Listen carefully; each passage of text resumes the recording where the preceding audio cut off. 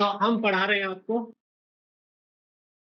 Electrovalent bond, इसी का revision करा रहे हैं क्योंकि बच्चों को याद नहीं है अच्छे से। तो ये एक बॉन्ड है form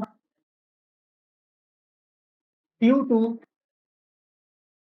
transfer of electron from metal to non metal. यहीं पे कहानी आ जाती है, सर मेटल और नॉन मेटल क्या होते हैं। मेटल्स वो होते हैं जो अपना इलेक्ट्रॉन लूज करते हैं। जनरली इनके पास वैलेंस इलेक्ट्रॉन की संख्या 1 2 3 होती है। एक्सेप्शन है यहाँ पे हाइड्रोजन। ठीक है, हाइड्रोजन के पास भी एक इलेक्ट्रॉन होता है पर वो मेटल नहीं होता उदिति। इसके बाद मेटल्स इलेक्ट्रॉन लूज करते हैं। मेटल्स वो होते हैं जो इलेक्ट्रॉन लूज करते हैं और इलेक्ट्रॉन लूज करने के बाद इन पे कैसा चार्ज आ जाता है, पॉजिटिव चार्ज आ जाता है, जिसकी वजह से ये कहलाते हैं कैटायन। और मेरे लाल कैटायन कहलाने के बाद ये बन जाते, इसीलिए इन्हें कहते हैं हम electro positive element. Non metals क्या होते हैं, तो नॉन मेटल वो होते हैं जो इलेक्ट्रॉन गेन करते हैं। जनरली इनके पास वैलेंस इलेक्ट्रॉन की संख्या कितनी होती है, 5 6 7। एक्सेप्शन है हमारे पास यहाँ पे हाइड्रोजन, जिसके पास एक इलेक्ट्रॉन है वो भी नॉन मेटल है, और कार्बन जिसके पास 4 इलेक्ट्रॉन है वो भी नॉन मेटल है। याद रखिएगा 5 6 7 वाले तो नॉन मेटल है ही, जिसके पास हाइड्रोजन जैसे बोल रहे हैं जिसके पास एक इलेक्ट्रॉन है वो भी मेटल है, और कार्बन जिसके पास लास्ट में 4 इलेक्ट्रॉन है वो भी नॉन मेटल है। ठीक है, इसके बाद फिर ये इलेक्ट्रॉन गेन करने के बाद इस पे आ जाता है नेगेटिव चार्ज, और इसीलिए इन्हें कहते हैं हम इलेक्ट्रोनेगेटिव एलिमेंट। ठीक है, और जो आयनिक बॉन्ड जिसे हम कौन सा बॉन्ड भी कहते हैं, इलेक्ट्रो, क्या बोला, इलेक्ट्रो बनता ही किसमें है, between metal and non metal. बनता ही किसके बीच में है, मेटल और नॉन मेटल के बीच में। जो हमारे पास गुड़िया मेटल जो होते हैं, इस केस में मेटल वो अपना इलेक्ट्रॉन जो होता है उसे डोनेट कर देते हैं, दे देते हैं।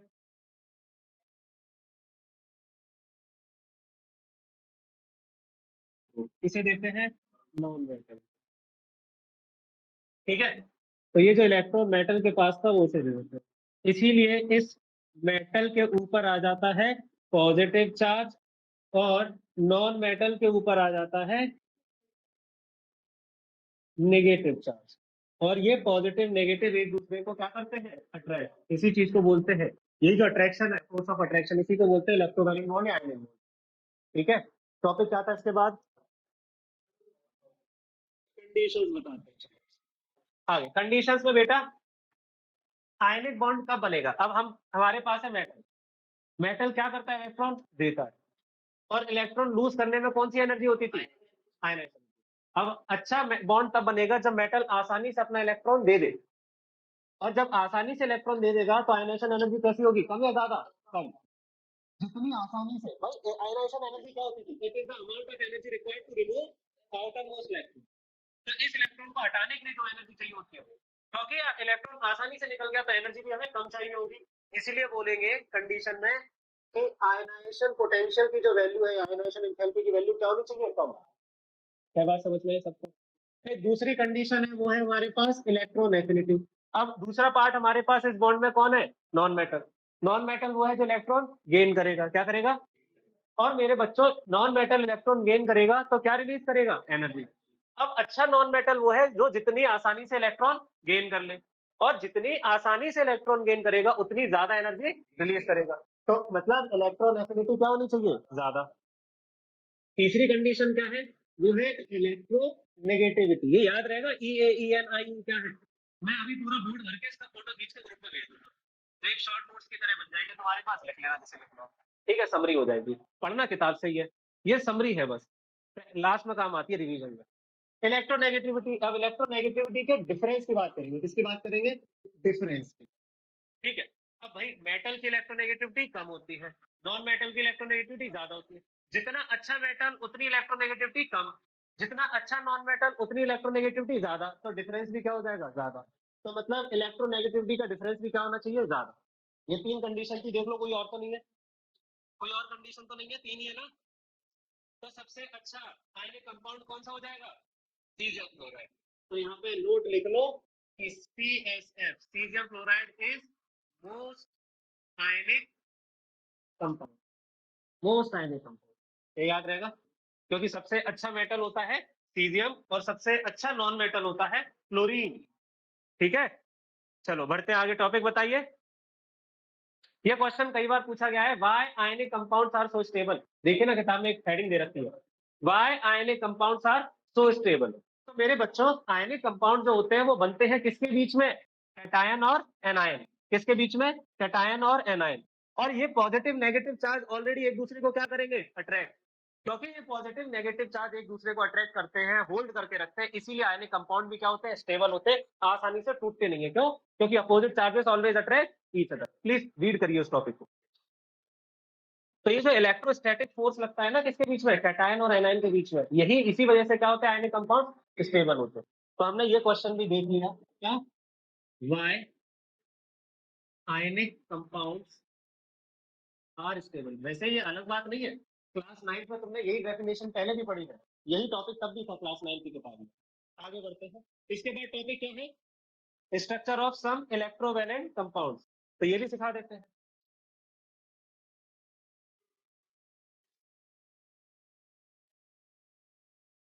सम इलेक्ट्रोवैलेंट कंपाउंड, ठीक है। सबसे पहले बात करेंगे हम किसकी, NaCl। मैंने नोट्स प्रोवाइड करे अभी तक, नहीं चैप्टर 2 के नहीं करे, अभी प्रिंट आउट निकाल लिए मैंने, जस्ट डिस्ट्रीब्यूट कर दूंगा, है ना। सबसे पहले NaCl की बात करते हैं कि NaCl बना कैसे। प्रखर, प्रखर, प्रखर। Na का सोडियम का एटॉमिक नंबर 11, सोडियम का एटॉमिक नंबर हो गया 11।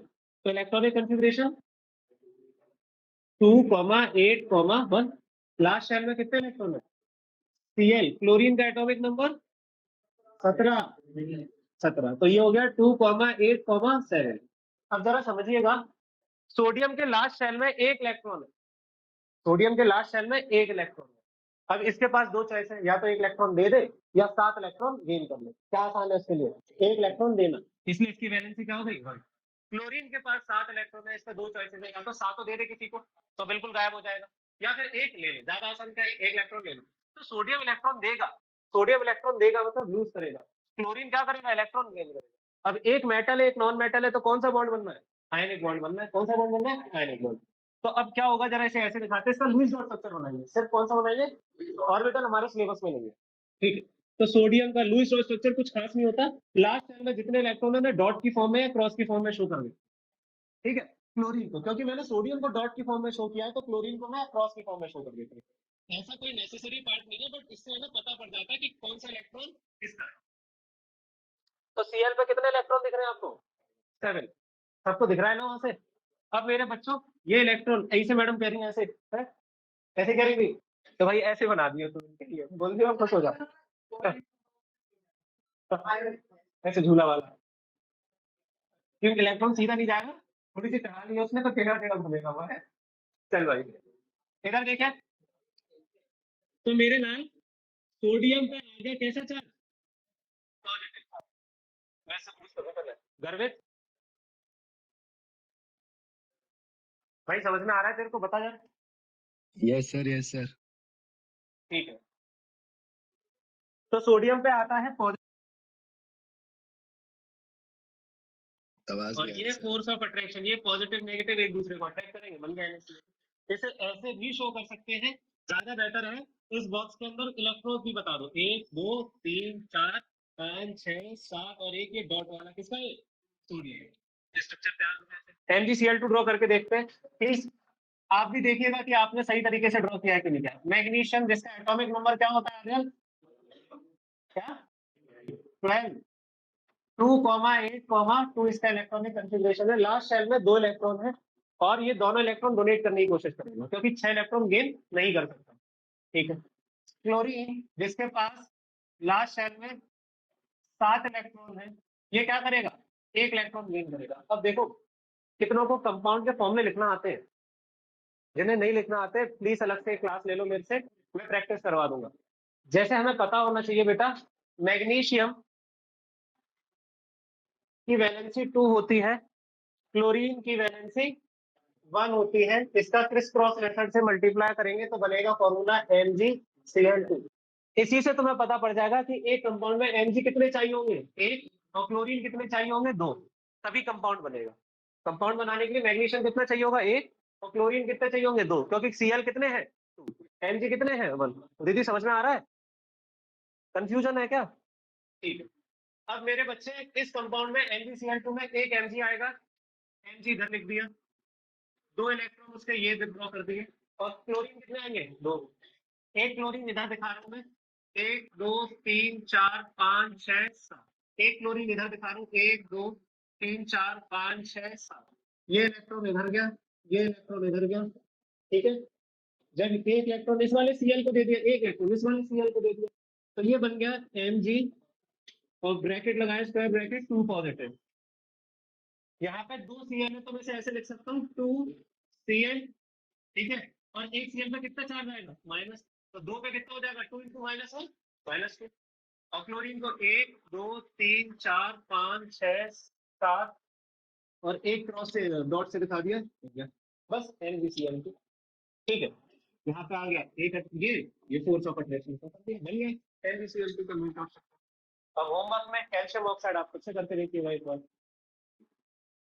कोवेलेंट बॉन्ड, इसका एक और नाम होता है, ऋषि क्या नाम है इसका, हमें देख के नहीं बताना है, मॉलिक्यूलर बॉन्ड भी होता है, ठीक है।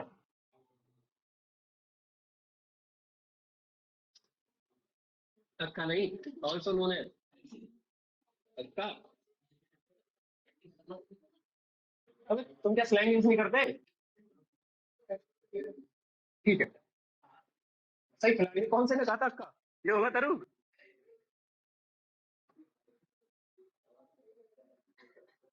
कोई पूछ लिया अक्का कौन, कोवेलेंट। चलिए कोवेलेंट बॉन्ड के बारे में पढ़ते हैं बच्चा पार्टी। हाँ, a bond form due to sharing of electrons between two non metal, ठीक है। जनरली वर्ड नॉन मेटल्स ना भी लिखो तो भी कोई बात नहीं है, बट मेन पार्ट है शेयरिंग ऑफ इलेक्ट्रॉन। उसकी कहानी सुना देते हैं, पहले क्या था लिख देते चलो। Bond form due to sharing of electron, क्या चल रहा है बे? इसके बाद generally form between two non metals, non metals के बीच में बनता है, ठीक है। जब 11th क्लास में आता होगा तो मेटल भी कर देते हैं, केमिस्ट्री में 11th क्लास में जाओगे तो फ्री हो जाएगी सब। जो रूल पढ़ा था वो सबके लिए काम कर रहा है, और जो रूल पढ़ा था सब में काम करेगा और नहीं कर रहा, ठीक है। जैसे सबसे इंपॉर्टेंट है इलेक्ट्रॉनिक कॉन्फ़िगरेशन, ये 2 8 2 सब भूल जाओगे, फिर 1s 2s 2p 3s चलता रहा करेगा, गाना सिखा दिया जाएगा तुम्हें। तो जनरली बॉन्ड फॉर्म होता है बिटवीन टू नॉन मेटल्स के बीच में। अब इसमें क्या होगा बेटा, कहानी समझाते हैं कि हुआ क्यों। मान लीजिए क्लोरीन, क्लोरीन के पास आया, इस क्लोरीन के पास 7 इलेक्ट्रॉन है, इस क्लोरीन के पास भी 7 इलेक्ट्रॉन है। ये क्लोरीन कहता है कि अपना 1 इलेक्ट्रॉन मुझे दे दे, मेरे पास 8 हो जाएंगे, काम बन जाएगा मेरा, चेक तू भाड़ में जा, मुझे फर्क नहीं। तो वो बोलता है कि फिर same to you back to you with no return, ठीक है, तू मुझे अपना 1 इलेक्ट्रॉन दे दे, मेरा काम बन जाएगा। दोनों इसी बात पे करते रहते हैं, लड़ाई करते हैं। तो finally what they have decided कि ऐसा करते हैं, हम अपने अपने इलेक्ट्रॉन बीच में रख देते हैं और शेयर कर लेते हैं। जब मुझे जरूरत पड़ेगी तो इन इलेक्ट्रॉन्स को मेरे में भी काउंट कर लिया जाया करेगा, जब तुझे जरूरत पड़ेगी तो इन इलेक्ट्रॉन्स को तेरे साथ काउंट कर लिया जाएगा। और इस तरीके से दोनों के पास 8 8 इलेक्ट्रॉन हो जाते हैं। 6 ये हो गए, 7 8, 6 ये हो गए, 7 8 दोनों। इस टाइप के बॉन्ड जिसमें हम इलेक्ट्रॉन की शेयरिंग कर रहे होते हैं, इसी को क्या कहते हैं, कोवैलेंट बॉन्ड कहते हैं, ठीक है। चलिए टॉपिक क्या है इसमें, कोवैलेंट बॉन्ड का, इसके बाद क्या है, ठीक है। एग्जाम्पल बता देते हैं पहले, जैसे किस किस मॉलिक्यूल में होता है, H2 Cl2 N2 O2 HCl CCl4 CH4 C2H4 etcetera CHCl3 होता है क्लोरोफॉर्म। जो तू जानना चाह रहा है वो ये, पुरानी मूवी देखी है, एक सफेद कलर की वैन आती है, कुछ आदमी करते हैं सफेद कपड़ा लड़की के मुंह पे डाला और उठाने गए, वो यही कंपाउंड था जो हेल्प करता था, क्लोरोफॉर्म जैसे। वैसे तो डॉक्टर यूज करते थे इसे ऑपरेशन के दौरान, बट टीवी वाले इसे यूज करने लगे उठाने की तरफ आए। ठीक है, पकड़ हो गई। चलो क्लोरोफॉर्म, पढ़ते आगे। तो अब इसके टाइप्स के बारे में पढ़ते हैं दोस्तों, टाइप्स कितने होते हैं इसके। मैं नॉन मेटल की डेफिनेशन दोबारा नहीं बता रहा, इलेक्ट्रोमैग्नेट में ऑलरेडी मैंने नॉन मेटल डिफाइन कर दिया था क्या होता है। तो टाइप्स देखते हैं। तो on the basis of number of pair of electron share, किस बेसिस पे कि कितने पेयर ऑफ इलेक्ट्रॉन शेयर किए गए हैं। हमारे पास तीन तरीके के कोवेलेंट बॉन्ड होते हैं। सबसे पहला होता है हमारे पास सिंगल कोवेलेंट बॉन्ड, जिसे हम एक सिंगल लाइन से डिनोट करते हैं। ठीक है, सिंगल कोवेलेंट बॉन्ड। मेरे बच्चों, मेन फोकस करो सीखने पे, समझने पे। ठीक है, फोटो तो ऑलरेडी मैं ग्रुप में भेज दूंगा, आप आराम से बाद में नोट कर लेना। अभी समझ में आ गया तो फिर घर पे आराम से जब रिवाइज करोगे तो सब समझ में आएगा। अभी लिखने पे ध्यान दिया तो फिर घर पे जाके भूल जाओगे कि यार क्या समझा। और फिर भी अगर ना है समझ में तो सर है ना, कभी भी बोल देना कि सर ये चीज समझ नहीं आई थी, जो पढ़ा। ठीक है, सिंगल कोवेलेंट बॉन्ड के बारे में बात करते हैं, तो ये होता है form when one pair of electron is shared. एक पेयर ऑफ इलेक्ट्रॉन शेयर होता है तब बनता है हमारे पास single covalent. When one pair of electron is shared between two atoms, between two atoms. इतना तो हंसाता हूँ मैं तो, लोरी सुना रहा हूँ नहीं आ रही है तुम्हें, आपका क्या नहीं है। ठीक है, एग्जाम्पल किस किस में बनता है ऐसा, H2, Cl2, HCl, आगे बच्चे, CH4, CCl4 एक्सेट्रा, इन सभी मॉलिक्यूल्स में हमारे पास होता है। एक और होता है C2H6 भी लिख दो, उसको भी पढ़ लो। ठीक है, इन सभी मॉलिक्यूल में सिंगल कोवेलेंट बॉन्ड होता है। एग्जांपल से बताते हैं, जैसे हाइड्रोजन अपना एक इलेक्ट्रॉन दूसरे हाइड्रोजन के साथ शेयर कर रहा है। ठीक है, Cl2 के केस में क्या होता है, क्लोरीन के केस में, तो क्लोरीन दूसरे क्लोरीन के साथ क्या करता है, ये जो इंटरसेक्शन पॉइंट है बॉक्स जो बना है इधर, इसमें हमेशा वो इलेक्ट्रॉन डिनोट करे जाते हैं जो शेयर किए जाते हैं। तो Cl एक दूसरे के साथ एक एक इलेक्ट्रॉन शेयर करते हैं। क्लोरीन पे कितने इलेक्ट्रॉन होते हैं आउटर मोशन में, पहले ये समझाता हूँ कि बनाया कैसे। देखो Cl के पास 2,8,7 इलेक्ट्रॉन होते हैं, है ना, 2,8,7। तो भाई Cl जो है उसके पास 1, 2, 3, 4, 5, 6, 7, और इस Cl के पास भी 1, 2, 3, 4, 5, 6, 7। और ये क्या करेंगे अपने, क्या करेंगे। अब इसी चीज को मैं इधर शो करके दिखा रहा हूँ। तो बचा हुआ एक ये हो गया, 2, 3, 4, 5, 6, 7। यहाँ पे डॉट वाले 1, 2, 3, 4, 5, 6 और 7 वाले हो गए। बात समझ में आई? इसी तरीके से बाकी सारे विचार कर लेते, ऐसे करके आगे खुलेगी। इतनी नींद आ रही था, चेहरा खुल गया, जा ना ना बेटा, वो लगा दे रहा हूँ माचिस की तिल्ली आंखों के बीच में, ना पलक झपकेगी ना नींद आएगी। इसका भी दिखा दूं, इंटरेस्टिंग है स्ट्रक्चर। वैसे ये वाले जो मॉलिक्यूल है ना, C2H6, C2H4, C3H8 जो भी है, वो सब ऑर्गेनिक केमिस्ट्री में पढ़ाए जाएंगे, पर स्ट्रक्चर बना देते हैं। C2H6 इसका नाम होता है इथेन। क्या होता है, इथेन।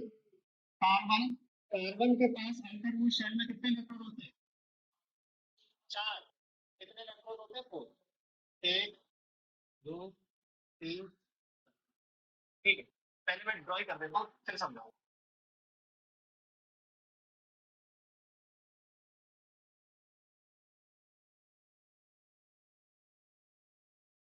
ठीक है, ये स्ट्रक्चर कैसे होता है देखो, कार्बन कार्बन के बीच में सिंगल बॉन्ड, फिर हर कार्बन 3 हाइड्रोजन के साथ क्या बनाता है, सिंगल बॉन्ड। तो ये हो गया CH3, ये भी हो गया CH3, और इसीलिए कंपाउंड बना C2H6 इथेन। ठीक है, अभी रटना पड़ेगा, पर जैसे ऑर्गेनिक पढ़ाऊंगा तो सब चीजें एकदम याद हो जाएंगी, फिर खुद बनाया करोगे चल चल के सारे मॉलिक्यूल, फिर मुझसे नहीं बोलोगे कि सर कैसे स्ट्रक्चर बनेगा, जैसे ही ऑर्गेनिक सिखाऊंगा। अभी तुम्हें ये नहीं पता है ना कि कार्बन कार्बन सिंगल बॉन्ड बना रहा है, डबल बना रहा है, किसी में फिर जब तरीके सिखा दूंगा कि कैसे पता करना है तो आ जाएगा। आगे बढ़ते हैं, अभी नहीं सिखा सकते ना, बीच में टॉपिक कैसे छोड़ दे। इसके बाद है सिंगल कोवेलेंट बॉन्ड के बाद है दूसरा डबल कोवेलेंट, डबल कोवेलेंट। नाम से पता पड़ रहा है डबल कोवलेंट बॉन्ड का मतलब टू पेयर ऑफ इलेक्ट्रॉन, दो pair of electron are share.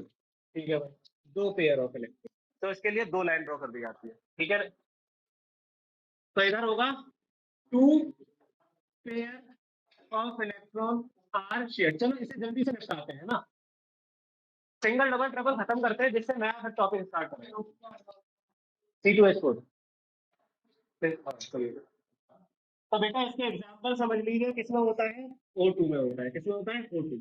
यही आपके सिलेबस में कैसे, ऑक्सीजन 1 2 3 4 5 6 ऑक्सीजन 1 2 3 4 5। इसे ऐसे भी ड्रॉ करते हैं, ऑक्सीजन डबल बॉन्ड ऑक्सीजन। आगे बढ़ते हैं, इसके बाद है तीसरा ट्रिपल बॉन्ड। नाम से पता आ रहा है, थ्री बेटा, three pair of electrons are share.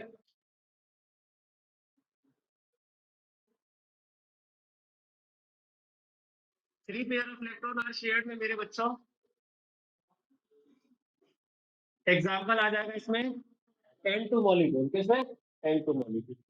N2 में क्या होता है, नाइट्रोजन, जिसके पास आउटर सॉइल में कितने इलेक्ट्रॉन होते हैं, 2,5। तो कितने हो गए, 5। 1 2 3 4 5। इस नाइट्रोजन के पास 1 2,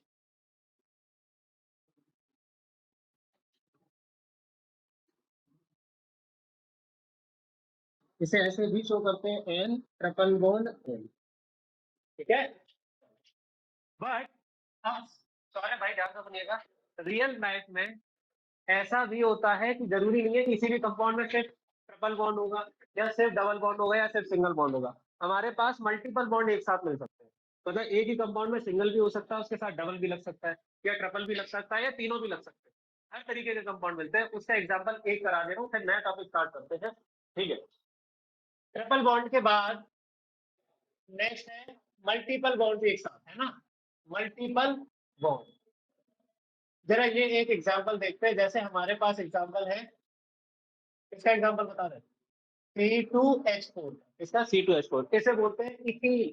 please do not confuse with ethane. Ethane is different thing, ethyl is different thing. ठीक है, इथीन अलग होता है, इथाइन एक और होता है, वो अलग होता है। तो इथीन में कार्बन कार्बन के बीच में डबल बॉन्ड होता है, और कार्बन के साथ दो हाइड्रोजन जुड़े होते हैं। इसे ऐसे भी ड्रॉ कर सकते हैं, carbon carbon. A few moments later. एक और एग्जांपल है हमारे पास C2H2, इसका नाम है इथाइन। ठीक है, कार्बन कार्बन के बीच में ट्रिपल बॉन्ड और एक हाइड्रोजन और एक हाइड्रोजन। अंडरस्टूडिंग कैसे, कार्बन भाई, शांतनु इतना भूखा बना रखा है कि ये तो कुटाई भी नहीं लगा रहे बच्चों की।